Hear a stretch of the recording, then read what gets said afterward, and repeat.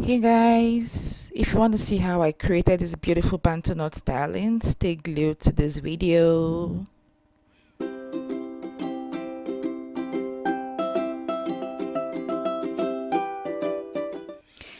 Hey guys, welcome back to my channel.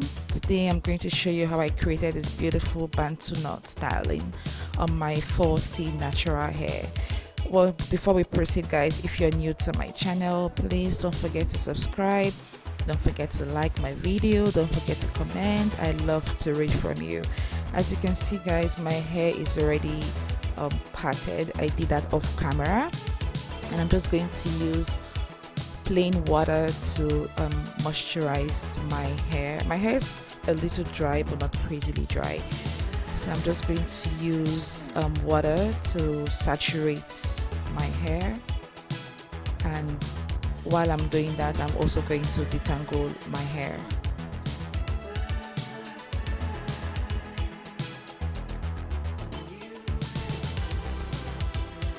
So guys, I personally like to detangle my hair with my fingers first before I go in with a comb. Depends on the type of hair you have, but for my kind of hair, fingers first.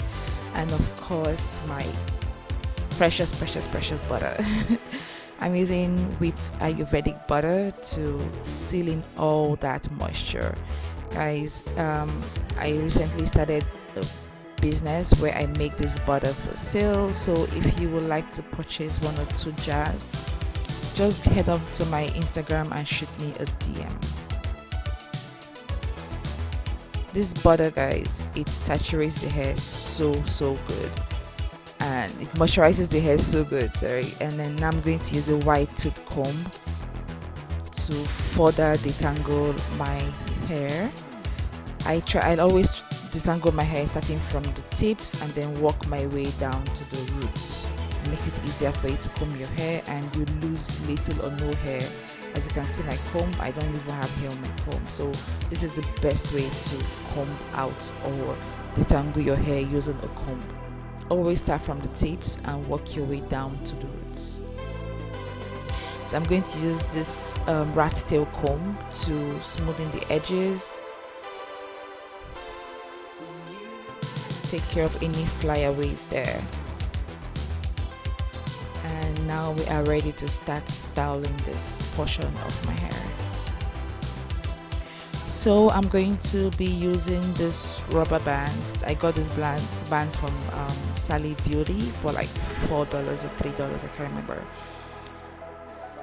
And so what I like to do guys, so I like to twist my hair from the bottom, as you can see me doing right now. It makes it easier to catch that hair using the rubber band, especially with my kind of hair. My hair is thick and full, so twisting it from the bottom makes it very easy for me to catch it with the rubber band. So and that reason why I'm using rubber bands is that it keeps that bantu knot in place for as long as you have it on. So the next thing I'm going to do now is to section that hair and then twist it. So I'm going to twist it nice and tight guys, very important. No loose twist here, don't do loose twist, to make it nice and tight.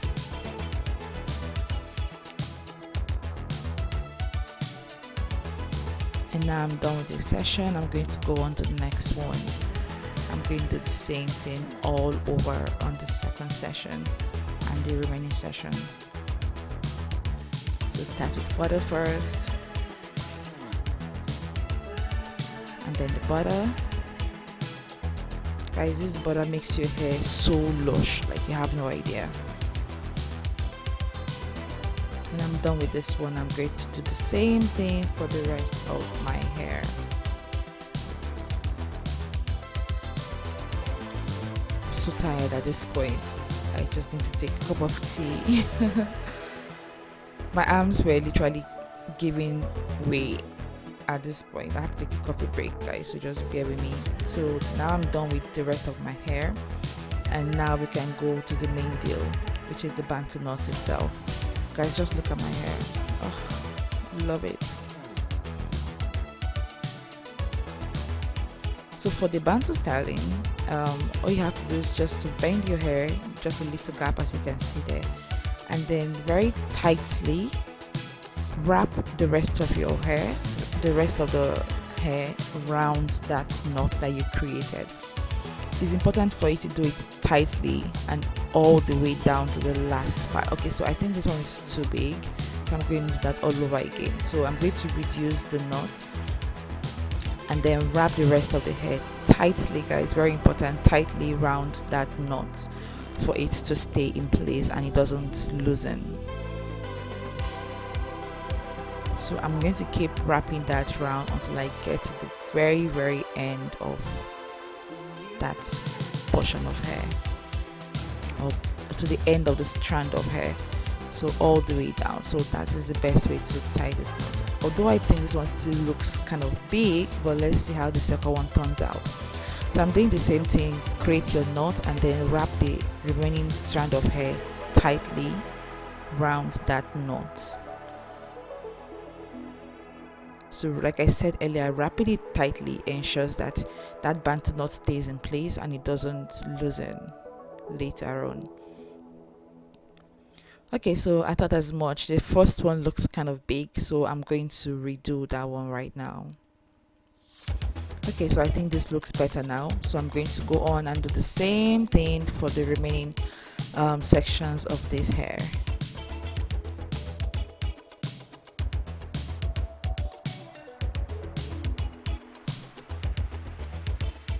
Guys, you can literally carry this hair for 2 weeks. I carried my bantu knot for 2 weeks and it was still so good. Okay, so that is done. I'm done with the rest of my hair. As you can see, guys, I am so tired at this point. More tea, please.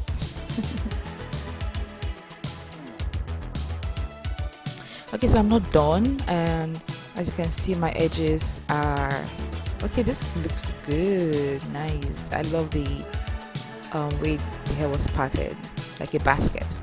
So my edges are loose. I'm going to use Eco Styler to smoothen my edges, make sure those edges stay in place.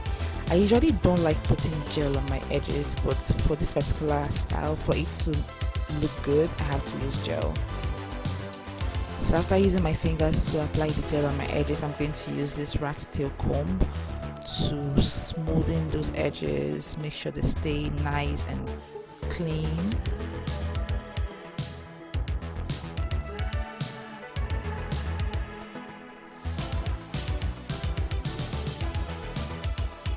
So the edges are looking all nice, well laid. Okay, this is definitely what we are aiming for. I'm going to do the same thing for the back, for the edges at the back, so everything stays nice and tight. So now I'm going to use my satin scarf to tie my hair because it's time for bed. So I'm going to do this every night to ensure my bantu knots are well laid the next morning, every morning.